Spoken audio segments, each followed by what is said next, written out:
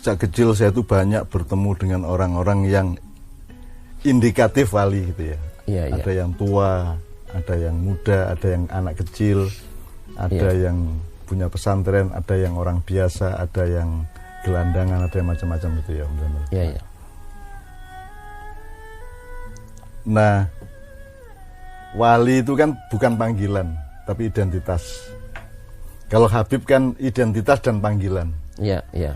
Sebagaimana Gus, setahu Pak Muzamil, Gus itu apa sebenarnya? Ya, anaknya kiai. Anaknya kiai. Iya. Yang belum jadi kiai. Yang belum jadi kiai. Iya, iya. Nah, kalau Gus Dur itu sampai akhir hayatnya disebut Gus Dur itu apa karena karena beliau tidak pernah jadi kiai atau gimana?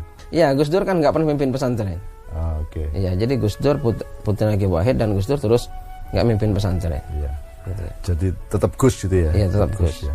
Gus Dur itu Gus Dur itu kiai, Gus Dur itu ulama, Gus Dur itu wali, Gus Dur itu Habib juga bahkan. Iya. Saya tidak yakin kalau Gus Dur bukan Habib loh. Iya. Bahkan loh ya. Iya. Tetapi bukan fakta. Ini saya soal keyakinan. Iya. Masa orang kayak Gus Dur bukan Habib kan? Gitu. Betul. Menurut saya loh ya. Jadi saya optimis saja. Saya junjung semuanya insya Allah dengan husnudzon kepada Allah dan kepada hamba-hambanya sesama manusia dan bangsa Indonesia. Iya. Nah, ada bermacam-macam indikasi atau perilaku Pak Muzamil. Yang seperti Pak Muzamil pernah ceritakan mengenai orang gila karena menyakiti wali Allah tadi. Betul ya. Ada yang mastur ketika ketemu sama temannya terus dipanggil. Dia masturnya tidak hanya kewaliannya tapi juga bahkan namanya. Iya. Ada yang artinya menyembunyikan namanya. Jadi ketika katakanlah seorang wali kita sebut saja, ketemu temannya di sebuah pasar di Jawa Tengah dari perjalanannya dari Jawa Timur, terus dipanggil namanya, terus dia marah.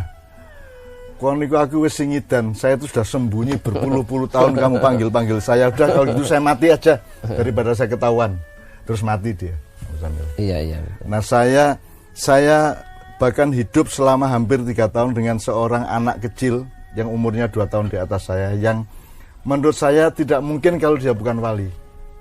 Dalam arti ada indikator pengetahuan dan kemampuannya itu sangat jauh melebihi manusia biasa. Misalnya dia tidak hanya hafidul Quran, tidak hanya hafal Quran, dia bisa saya tanya, Gus, dia manggil saya Cak, saya manggil dia Gus gitu ya. Kalau Cak kan jelas bukan wali ya. Iya.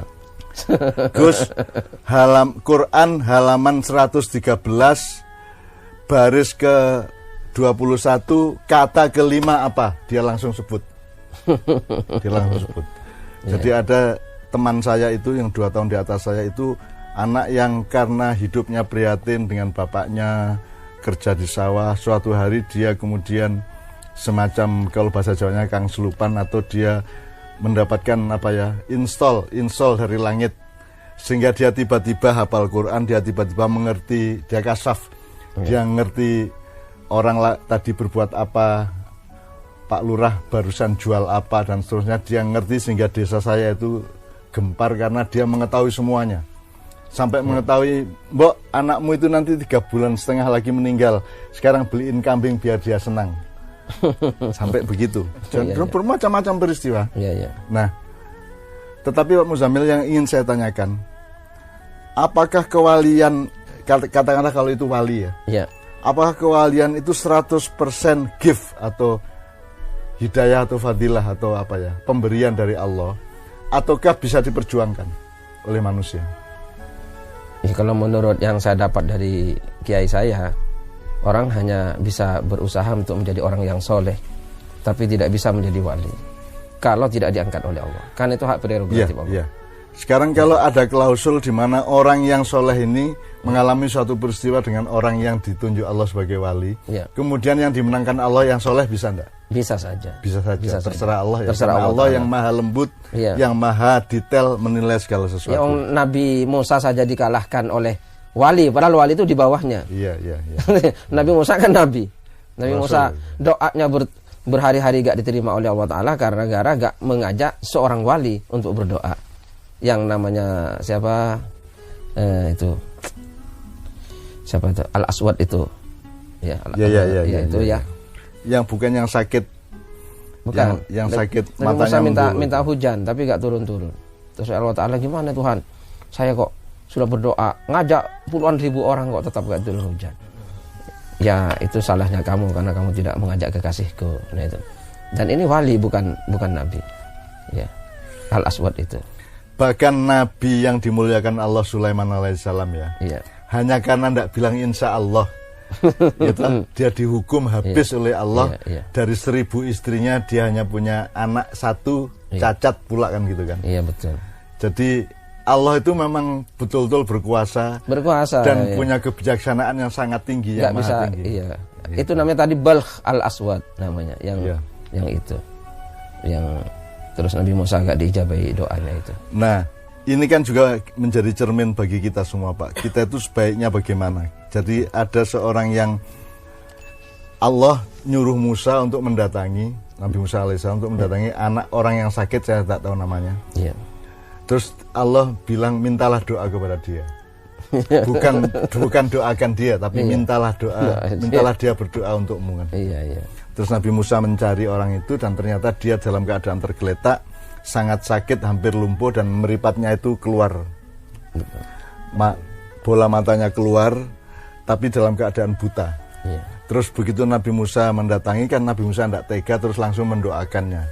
Terus orang itu marah, loh, kamu jangan mendoakan saya. Nanti kalau doamu dikabulkan, saya yang susah. Susah gimana? Loh, saya ini sakit kayak gini nih yang membuat saya dekat dengan Allah. Iya.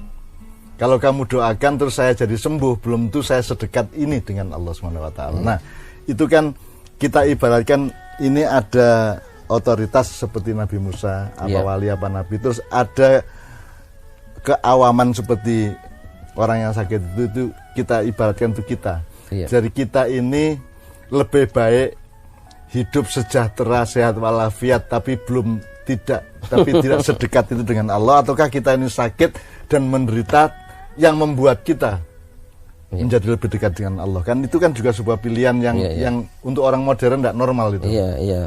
Kalau orang modern mesti memilih yang sehat dan dekat kepada Allah. Iya. Dia tidak ngelihat digitnya, Pak. Apa namanya? Iya. Jadi si mendulu matanya tadi kan mengatakan, loh, saya kalau kamu doakan terus Allah menyembuhkan saya mungkin saya tidak bisa sedekat sekarang ini dengan Allah. Iya. Bukan tidak dekat, tetap dekat meskipun kita kaya, kita sukses. Tapi mungkin tidak sedekat kalau kita tidak sukses dan kalau kita menderitakan gitu. Iya. Jadi itu ada ada jarak, ada rentang yang sangat tipis tentang kedekatan dengan Allah itu.